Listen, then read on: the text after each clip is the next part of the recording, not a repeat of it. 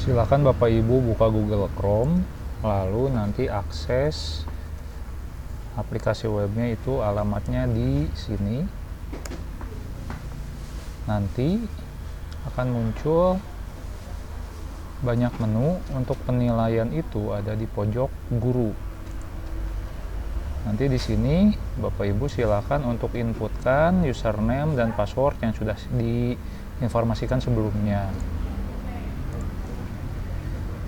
Nah, ketika nanti Bapak Ibu masuk ke dalam halaman beranda, itu diperhatikan dulu di bagian sebelah kiri, itu akan ada beberapa menu. Dan dari setiap guru itu akan berbeda. Jadi yang pasti halaman akademik sama akademik itu pasti akan muncul, dan kesiswaan juga ini akan muncul, yang catatan siswa. Yang bagian wali kelas itu hanya bisa terlihat jika Bapak Ibu berstatus wali kelas. Lalu ekstrakurikuler jika Bapak Ibu pembina ekskul, dan yang terakhir itu adalah ketika Bapak Ibu ketua MGMP. Jadi yang Bapak Ibu lihat itu tidak akan sama dengan yang saya contohkan, seperti itu ya. Sekarang kita akan fokus ke yang penilaian reguler. Bisa diperhatikan dulu, di sini ada pilihan kelasnya, kelas 11, kelas 12, ini tergantung angkatan yang Bapak Ibu ajar. Di sini ada grafik. Nah, misalnya untuk Misaul di sini kelas 11, Misaul itu hanya kelas 12 misalnya hanya mengajar di kelas 12.2 dan 12.8. Maka grafiknya akan muncul berwarna seperti ini, merah ketika nilainya masih di ambang batas, dan nanti hijau ketika sudah berada di ambang batas. Lalu untuk yang lainnya yang berwarna abu berarti itu diampu oleh guru lain, seperti itu. Tapi Bapak Ibu bisa memonitoring capaian dari rata-rata skor kelasnya itu dari grafik yang sama, seperti itu.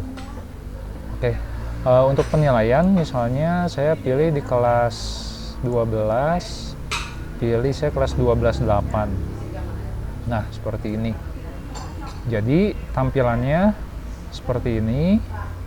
Ada, bisa dicek dari namanya itu ada fotonya. Lalu topiknya ini ada beberapa penilaian. Kalau di sini disediakan ada 4 buah topik. Lalu setiap topik itu silakan Bapak Ibu untuk isikan tergantung ada berapa jumlah penilaiannya. Di sini saya batasi untuk topik 1 itu ada 3 penilaian, topik 2 3 penilaian, dan seterusnya. Nanti akan muncul rerata otomatis.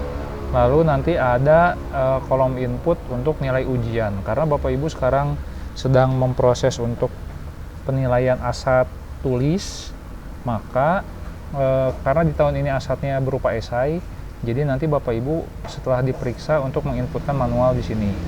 Dan ketika diinputkan, nanti ini akan otomatis muncul untuk nilai akhirnya. Seperti itu ya. Nah, lalu ada nilai semester lalu. Jadi Bapak Ibu bisa mengcompare dengan nilai semester lalu. Tidak harus naik, bisa jadi turun karena yang namanya pembelajaran itu fluktuatif, tapi ada nilai pembanding untuk semester sebelumnya. Seperti itu. Oke, sekarang saya akan menjelaskan tentang jumlah penilaian. Misalnya sekarang saya berada di akunnya Bu Frinia, pelajaran fisika. Di akun ini, di sini ada 1, 2, 3, 4, 5, 6 penilaian. Maka guru lain yang mengajar fisika di angkatan yang sama itu harus menginputkan jumlah penilaian yang sama. Seperti itu. Jadi misalkan ketika saya berpindah sekarang ke akunnya Bu Yusnim, di mana Bu Yusnim mengajar fisika juga, ketika dibuka, maka di sini rata hariannya kecil. Kenapa? Karena ada 3 penilaian lain yang harus diisi. Karena tadi Bu Frinia ngebuka juga gitu ya. Nah, tandanya apa, indikatornya itu bisa dilihat dari ada titik warna hijau, berarti itu yang harus diisi, seperti itu ya. Nah, jika Bapak Ibu ingin membuka satu penilaian, penting untuk membuat kesepakatan dulu dengan rekan yang lain. Dan ketika sudah sepakat, nanti ini ada gambar gembok Bapak Ibu. Jadi ketika diklik, semua guru mengajar angkatan ini harus mengisi nilai, lanjutkan, maka itu akan terbuka seperti itu. Tapi yang bisa membuka nilai seperti ini itu hanya ketua MGMP. Karena di sini Bu Yusnim adalah ketua MGMP, maka Bu Yusnim bisa mengunci atau membuka seperti ini. Sementara Bu Frin itu tidak bisa, seperti itu ya. Jadi ini kalau mau dikunci lagi, maka itu akan terkunci lagi. Seperti itu. Oke, selanjutnya itu adalah untuk menentukan bobot dari penilaian harian dan ujian. Secara default itu rata harian itu 80%, ujiannya 20%. Jika Bapak Ibu bersepakat di dalam MGMP akan merubah, Bapak Ibu bisa mengkomunikasikannya dengan ketua MGMP, dan nanti di akun ketua MGMP itu bisa dirubah di ambang batas dan bobot nilai seperti ini. Jadi bobot penilaian akhir itu ada 80-20. Jika Bapak Ibu mau rubah ke 70-30, simpan pengaturan, maka nanti di penilaiannya di sini ini akan berubah menjadi 70-30, dan ini otomatis akan merubah langsung ke bagian nilai akhirnya. Kalau misalkan dirubah 85-15 pun itu tergantung kesepakatan dari internal MGMP, tapi yang bisa merubah itu adalah ketua MGMP-nya.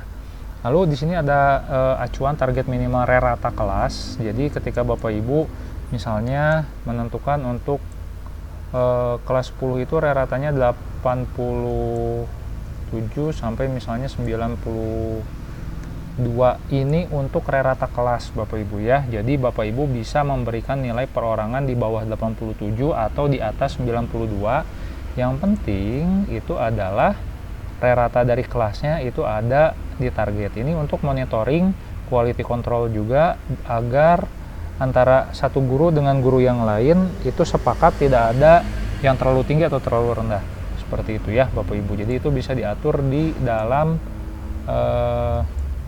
ketua MGMP. Nah, seperti itu ya. Jadi nanti ini akan berubah. Nah, seperti itu. Jadi nanti ketika grafiknya berada di batas target ini, itu akan berubah hijau. Kalau misalkan terlalu di atas atau di bawah, itu akan berwarna merah. Dan yang warna abu itu adalah grafik dari rekan guru yang mengajar di angkatan yang sama. Oke, untuk selanjutnya untuk literasi grafik di sini ada beberapa pilihan.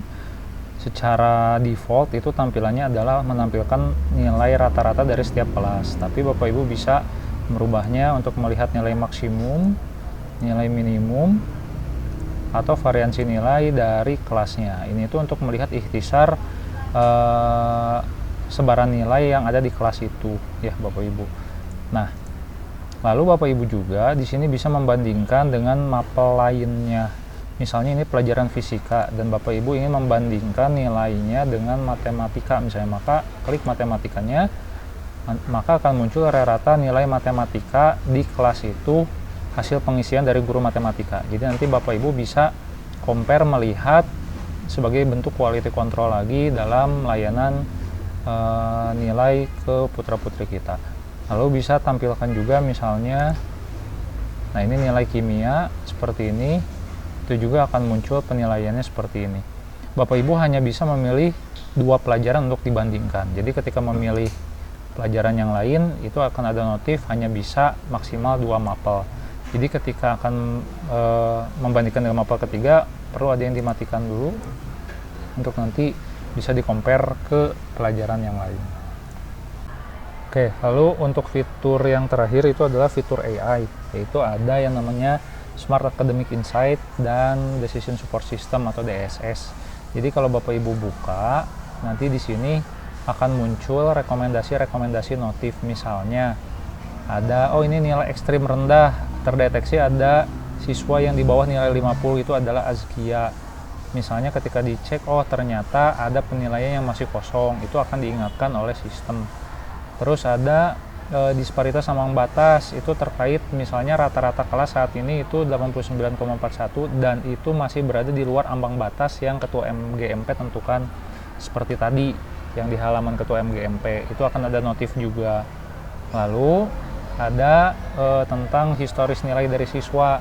Batasannya itu adalah 4 poin. Jadi ketika ada siswa yang selisih 4 poin atau lebih, baik itu di atas atau di bawah dari nilai semester sebelumnya, maka akan muncul notif seperti ini.